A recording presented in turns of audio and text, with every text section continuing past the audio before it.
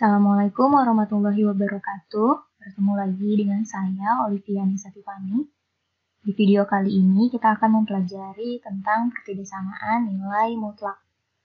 Nah, jadi pada pertidaksamaan nilai mutlak ini sebenarnya kita bisa mengerjakan dengan cara definisi nilai mutlak. Tapi karena terlalu panjang, jadi kita singkat aja langsung pakai si sifat dari pertidaksamaan nilai mutlak atau si rumus pertidaksamaan nilai mutlak. Dengan syarat sifat yang ini sebelah kanannya tidak ada variabel atau sebelah kanannya hanya angka biasa dengan ketentuan A-nya harus lebih dari 0. Nah, rumus intinya ada dua, untuk kurang dari atau untuk lebih dari. Walaupun nanti dikurang dari atau dilebih dari ada dua, ada yang nggak pakai sama dengan, ada yang pakai sama dengan, tapi sifatnya masih sama. Nah, kita lihat yang kurang dari. Kalau kurang dari, jika nilai mutlak fx kurang dari A, maka bentuknya bisa kita rubah jadi min A kurang dari fx kurang dari A. Begitu juga dengan yang bawahnya, tapi yang bawahnya tinggal pakaiin sama dengan aja. Nah, untuk yang lebih dari, jika nilai mutlak fx lebih dari A, maka bentuknya bisa kita ubah menjadi dua, yaitu fx kurang dari min A atau fx lebih dari A. Sama juga sama yang bawahnya ya, tapi bedanya hanya pakai sama dengan. Nah, kita kerjakan dulu soal tentukan penyelesaian dari nilai mutlak 2x min 5 kurang dari 7. Nah, ini soalnya ya. Kalau kita lihat berarti si 2x min 5 ini sebagai fx, 7 ini sebagai A. Berarti bentuk soalnya jadi kayak gini kan. Nilai mutlak fx kurang dari A. Lihat lagi rumus sebelumnya, bentuk kayak gini bisa kita rubah jadi gini. Min A kurang dari fx kurang dari A. Berarti A-nya kita ganti jadi 7. Tuh ya. Jadi min A. Berarti ini min 7. Fx-nya jadi 2x min 5. A-nya jadi 7. Kalau kalian lihat di sini ada ketiga ruas. Tuh ya. Ini ruas 1, ruas 2, ruas 3. Ruas kiri, ruas tengah, ruas kanan. Nah, karena ada ketiga ruas, makanya kita nggak bisa pakai metode pindah ruas. Karena kalau misalnya nanti yang sebelah kiri pindah ke sebelah yang di tengah ini, nanti yang sebelah kanannya nggak diapa-apain. Nah, itu nggak boleh ya. Karena harus adil. Nah, supaya adil berarti kita pakai metode semua. Nah, ini yang ibu garis-garisin ini. Ini namanya metode semua. Boleh ditandain kayak gini, boleh juga enggak. Langsung aja, yang penting kalian paham. Tapi, yang perlu kita perhatikan adalah yang di tengah. Yang ada X-nya. Ini ada 2X min 5. Kita hilangkan dulu yang mana? Yang min 5. Kenapa kita hilangkan yang min 5? Karena min 5 ini paling jauh dari si X. Kalau si 2 kan nempel ya.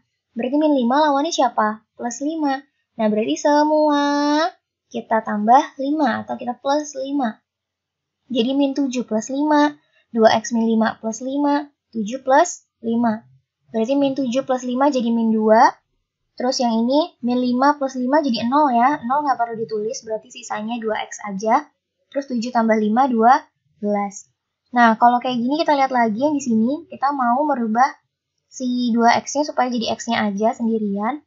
Berarti 2-nya harus kita hilangkan, karena ini artinya 2 kali X, berarti kali lawannya bagi. Makanya di sini jadinya bagi 2. Bagi 2 boleh kita tulisnya per 2, per 2, per 2 gitu ya. Jadi min 2 per 2, 2X per 2, 12 per 2 ya, kita tinggal hitung. Berarti jadi min 1. Ini 2 per 2 kan jadi 1 ya, 1X, satunya nggak perlu ditulis, jadi X aja.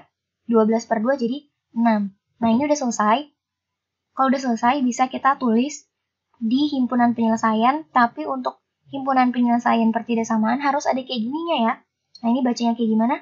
Ini kayak gini nih. HP sama dengan buka kurung kurawa X, terus kita tulis lagi jawaban kita tadi, terus ditutup lagi kurung kurawa. Cara bacanya, himpunan penyelesaian adalah X di mana X-nya di antara min 1 sampai 6. Gitu ya. Kita lanjut ke soal yang sama persis, hanya bedanya tanda pertidaksamaannya pakai sama dengan. Ternyata kalau kalian perhatikan, semuanya sama persis. Yang membedakan hanya tanda pertidaksamaannya. Sampai ke himpunan penyelesaian pun, tanda pertidaksamaannya pakai sama dengan ya. Jadi kalau soalnya pakai sama dengan, jawabannya harus pakai sama dengan juga di sini. Nah, kalau misalnya soalnya kita rubah jadi bentuk lebih dari, tapi angkanya masih sama. Berarti sama kayak tadi juga ya. 2x-5-nya sebagai fx, 7-nya sebagai a. Berarti soal kayak gini nih, nilai mutlak fx lebih dari a bisa kita ubah jadi dua bentuk. Dua-duanya harus dipakai ya, nggak boleh salah satu. Fx kurang dari min a atau fx-nya lebih dari a. Berarti fx-nya kita ganti jadi 2x min 5, a-nya kita ganti jadi 7. Ini kan min a, berarti jadi min 7. Karena cuma ada dua ruas, berarti kita bisa pakai kaidah pindah ruas. Min 5 pindah jadi plus 5. Min 7 ditambah 5 jadi min 2. Nah, ini kan artinya 2 kali x, berarti 2 pindah jadi bagi. Min 2 per 2, jadinya min 1. Berarti x kurang dari min 1. Kita baru dapat satu jawaban. Kita ke cara yang lainnya. Fx lebih dari a, berarti 2x min 5 lebih dari 7. Min 5 pindah jadi plus 5, berarti jadi 7 tambah 5, 12. 2-nya dipindah jadi per. 12 per 2. 12 per 2 itu 6. Nah, jawabannya ada 2 dan dipisahkan oleh atau. Kalau dipisahkan oleh atau, nanti di himpunan penyelesaiannya, tulis jawaban kita nih, si x kurang dari min 1, si x lebih dari 6, tapi pisahkan dengan tanda ini nih, kayak huruf U gitu ya. Nah, tanda huruf U ini artinya atau.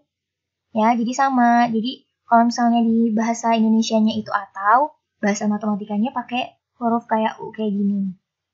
Paham ya? Kita lanjut lagi kalau soalnya bentuknya lebih dari sama dengan.